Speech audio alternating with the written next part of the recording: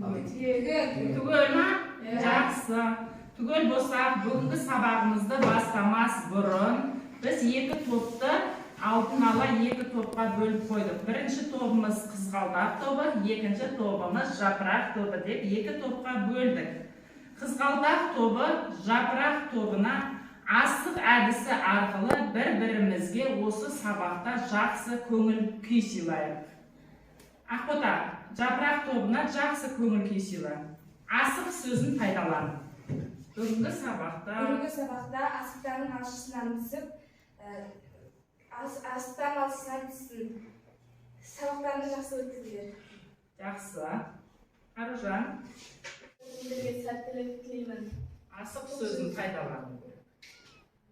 Асықтардың алшысынан түсіп, сабақты жақсы өткізіп алуларына тілектеспін. Жақсы. Асық сөзін пайдаланамыз. Ерасыл. Бүгінгі сабақтарың сәтті өтсін. Сәтті өтуіне асығыңдар. Сәтті өтуіне асығыңдар. Жақсы. Мейіржан. Бүгінгі сабақтары жақсы өтіп,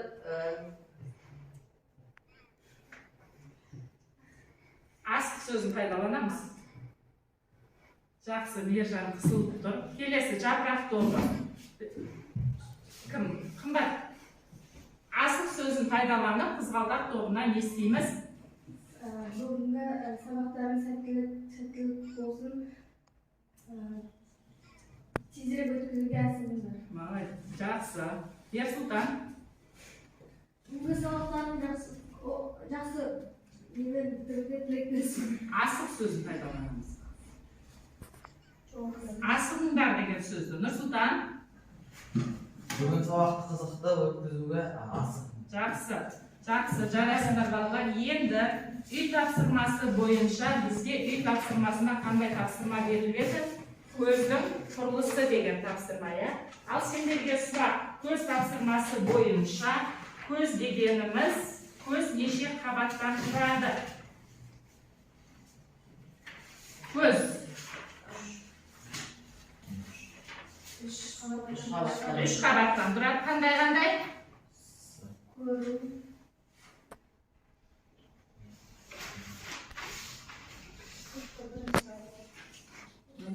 Нұрлыға, қасар. Жақсы. Келесі. Көздің көру гигиенасы дегеніміз не? Көзді не істеуіміз керек? Көзді тазалауымыз керек. Шаң тозаңнан сақтауымыз керек. Сосын? Дұрыс. Компьютердің алдында отырғанда ара қашықтық 56 сантиметр болу керек. Жақсы балалар, өткен сабақ бойынша қорытындылау бітіп, енді бүгінгі тақырыпты не істейміз? Дәптерді ашып жазамыз.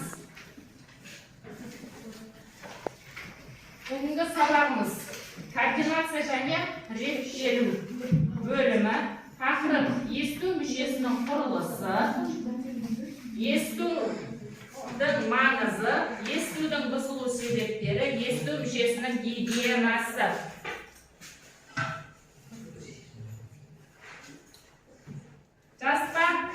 Жазып болатын болсақ, екінші тақырып біздің мақсатымыз есту мүшесінің құрылысы, маңызы, естудің бұзылу себептері мен гигиенасын естеу, танып, білу. Бағалау критерийлері есту мүшесінің құрылысы, естудің бұзылу себептері мен гигиенасын танып, білу. Бүгінгі сабақта қай тақырыпты өтеді екенбіз? Құлақ, есту мүшесі деген құлақ дейді. Біз құлақ деген жай ғана өзіміз қарапайым тілде қалай түсіндіруге болады? Ерасыл, айтшы құлақ деген.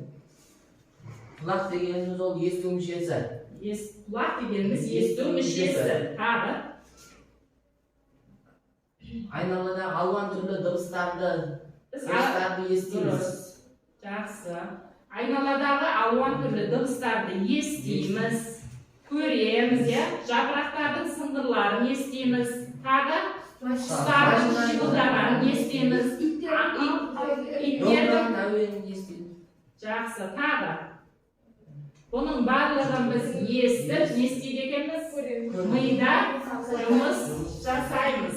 Бұл ми дыбыстарының мағынасын ашып, оқиды және біз олардың барлығын не істейміз? Мына жерде сағаттың қылдағаны, иттің ақылдағаны, жүк көлігінің гүрілдегенін біз не істейді екенбіз, балалар? Естейді екенбіз. Біз балалар құлақтың, біз жай ғана құлақты білгенмен, біз құлақты 3 түрге бөледі екенбіз. Жалпы құлақтың құрылысының суреті мынау. Бұл құлақты біз 3 түрге бөлеміз. Құлақты жалпы құрылысы бойынша суретке қарасаңыздар, біріншісі төсті, екіншісі тізегі, үшіншісі есту тітігі, төртіншісі ашық, бесіншісі есту жолы, 6 иірім тітігі, 7 есту жүйесі, 8 құлақ қалқаны, 9 орталық құлақ, 10 даржы жарғақ. Бұл балалар неге құлақтың жалпы сыртқы құрылысы. Енді балалар біз құлақты нешеге бөледі екенбіз? 3-ге бөлеміз. Ең бірінші сыртқы құлақ. Бірінші құлақ қалқанынан тұрады. Мына жерде біз құлақ қалқаны деп айтамыз. Екіншісі дыбысты не істейді? Өткізу жолын бағыттайды. Екінші ортаңғы құлақ. Ортаңғы құлақ қайсысы екен? Төртіншісі балғашығы, бесіншісі өсі, алтыншысы тезегі. Жақсы. Бұл ортаңғы құлақ не екен? Ауа толы. Бұл несі арқылы? Күтігі арқылы жұтқыншақпен не істейді? Жалғастырады. Сосын бұл жарғағының екі жарғағындағы ауаны теңестіреді. Дұрыс. Ауа қысымын не істейді екен? Теңестіреді екен. Үшінші, ішкі құлақ балалар. Ішкі құлақ иірімнен тұрады. Мына жер мына иірім өзекшелері. 9-шы ұлу дене, ұлуға ұқсас болып келеді. 10-шысы есту жүйкесі. Ішкі құлақ не болып айтылады екен? Ішкі құлақ дыбыс қабылданады, ондағы дыбыс рецепторлары не істейді? Орналасқан.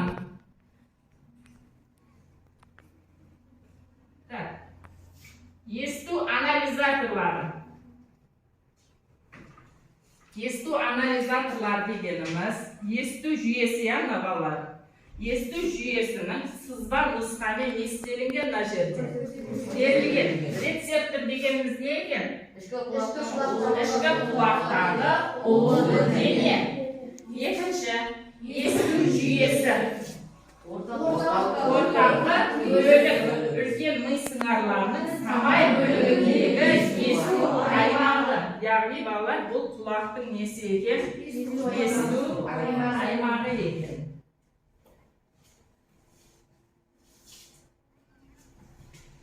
Мына жерде балалар, бұл не екен? Құлақтың тепе-теңдігін қалай сақтаймыз? Тепе-теңдік дегеніміз не екен? Тепе-теңдік сақтау мүшесі ішкі құлақтың орналасқан. Онда не бар? Сұйыққа толы ерекше түтікшелер бар. Денеміздегі кез келген қозғалыс сұйықты шайқауға мәжбүр етеді.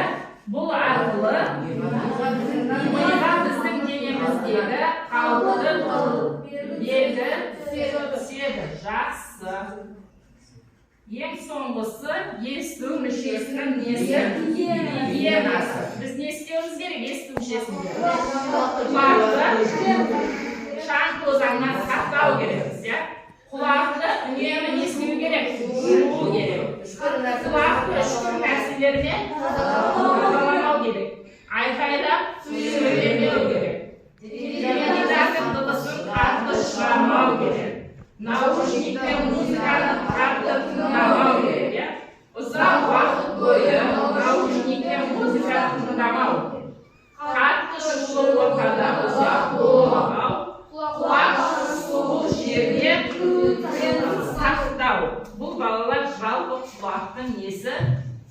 Гигиенасы.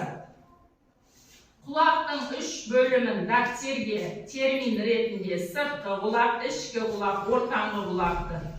Жазып аламыз.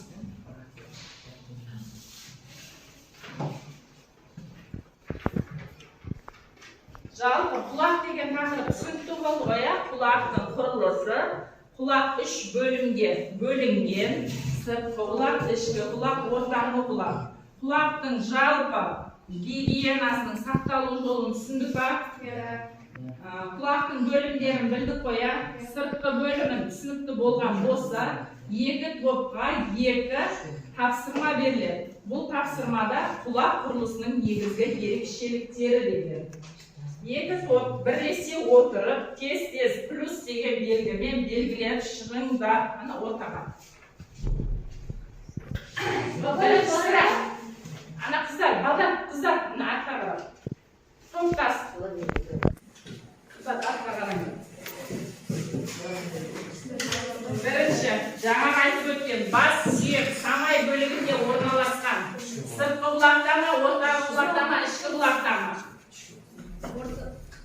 Тез-тез бермейміз, балалар, уақыт шектеулі. Қайсысында? Бұл бөлімінде қуыстар мен иірім өзекшелерінен түзілген күрделі жүйенің шытырман деп атайды.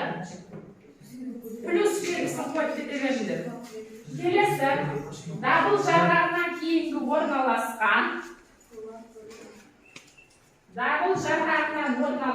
құлақ бөлімі. Келесі, бұл құлақ бөлімінде құлақ қалғаны сыртқы дыбыс жолы және дыбыссыз жарғаны кіреді.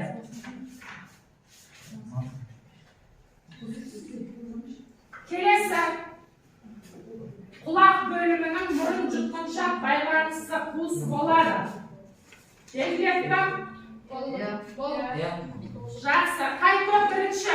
Шапалақ ұрамыз. Бірінші болғанда. Жақсы. Ал енді тақтаға қараймызда балалар. Осы сұрақтың дұрыс немесе дұрыс емес жауабын тез-тез тексереміз.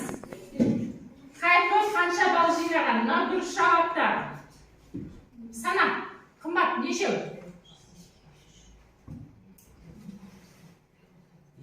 Дұрыс жауаптарын плюс-плюспен белгілеңдер. Нешеу дұрыс? Дұрыс. Сендерде? Қымбат, нешеу? Жақсы. Келесі тапсырма, балалар.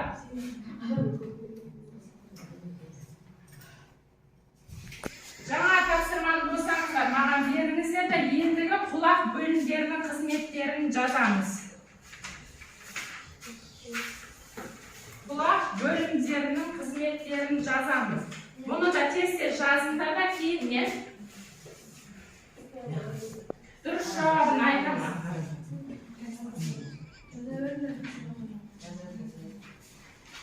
Бірінші құлақ қалқаны, екінші есту жолы, келесі есту сүйекшелері, дабыл жарғағы, ұлу дене.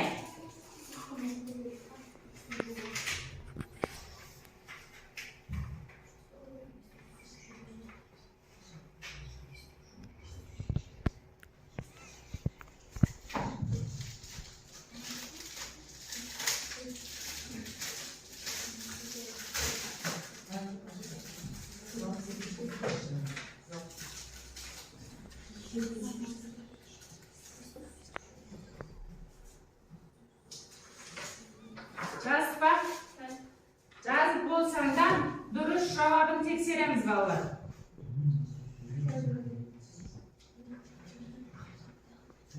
Құлақ қалғаны. Дұрыс жауабы дыбысты қабылдап құлақтың ішіне естиді. Бағытайды, дұрыс. Есту жолы.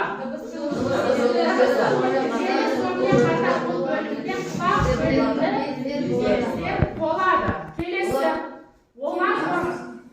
Келесі, есту сүйекшелер. Жақсы. Төртінші, дабыл жарғағы.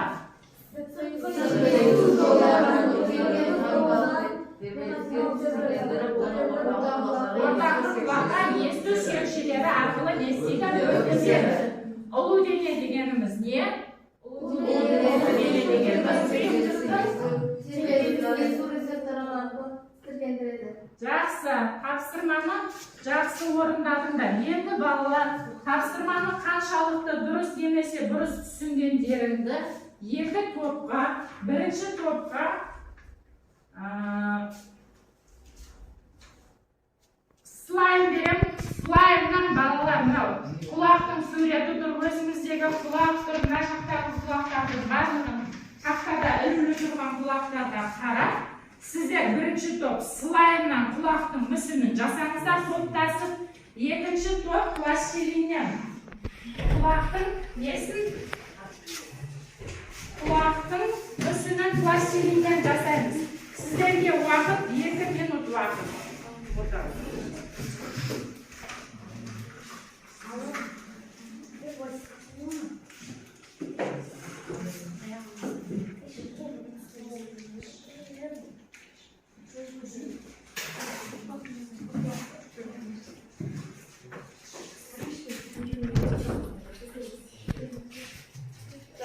Жасап ақпараттың үстіне қойыңыздар.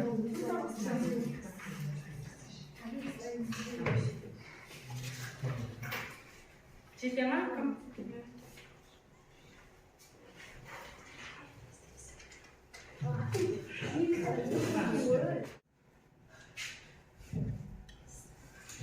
Тақтада құлақтың суреті тұр. Мына түсін жасасаңыздар да болады, сыртқы құлақтың құрылысы және мына құлақтың құрылысы. Жасап болған тоқ терсіз көрсете берсеңіздер болады.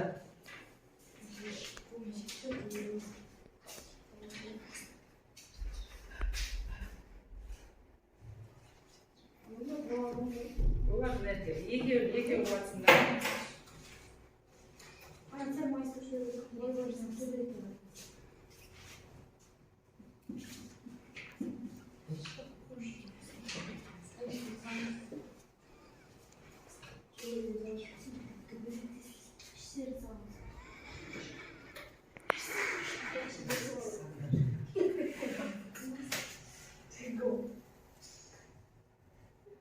Ана суретке қарасаңдар болды.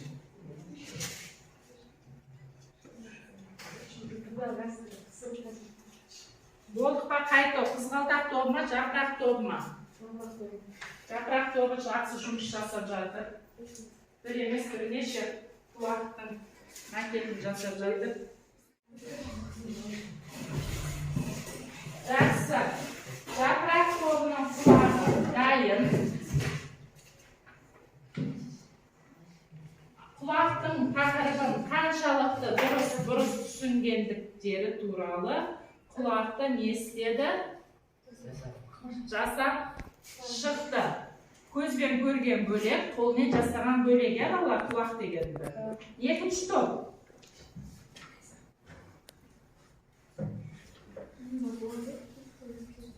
Екінші топ.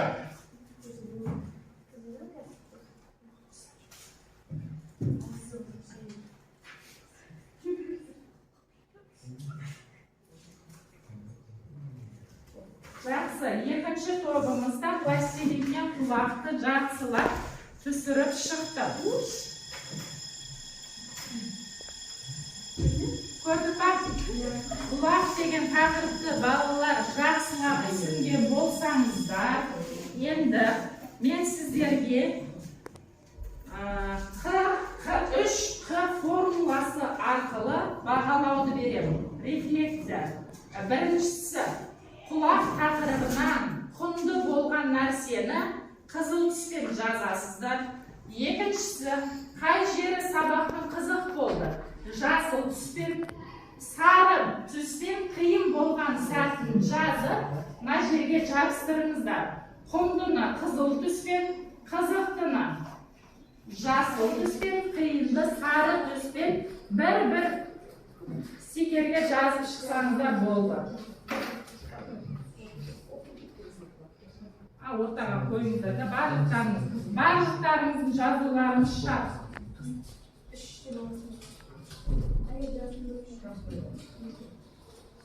Ана ортаға балаларға да бір-бір. Ортаға қалағандарын алып.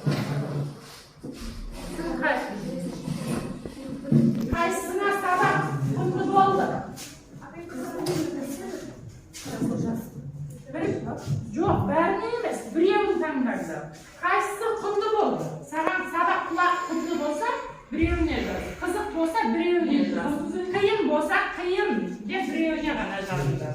Қызыққа қызыл, құндыға қызыл, қызыққа жасыл, қиынға сары түсті жазасыңдар.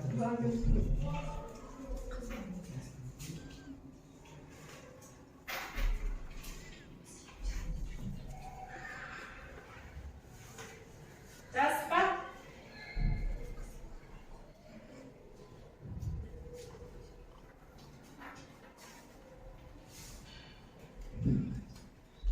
Жазғандарыңыз тақтаға әкеліп жабыстыра беріңіздер.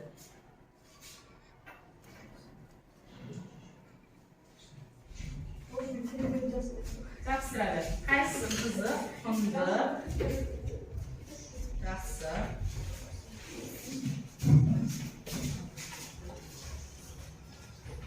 Жақсы. Жақсы.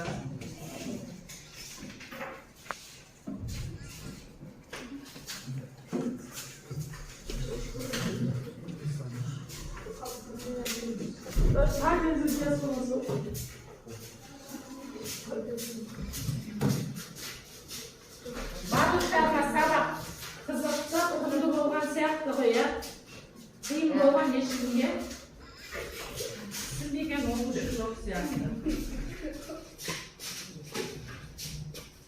Жақсы балалар, егер сабақты жақсы түсінген болсам, өте балалар құлақтың сыртқы құрылысының суретін салып, тақырыпты жақсылап оқып береміз. Сабағымыз осымен аяқталды. Әсел болды.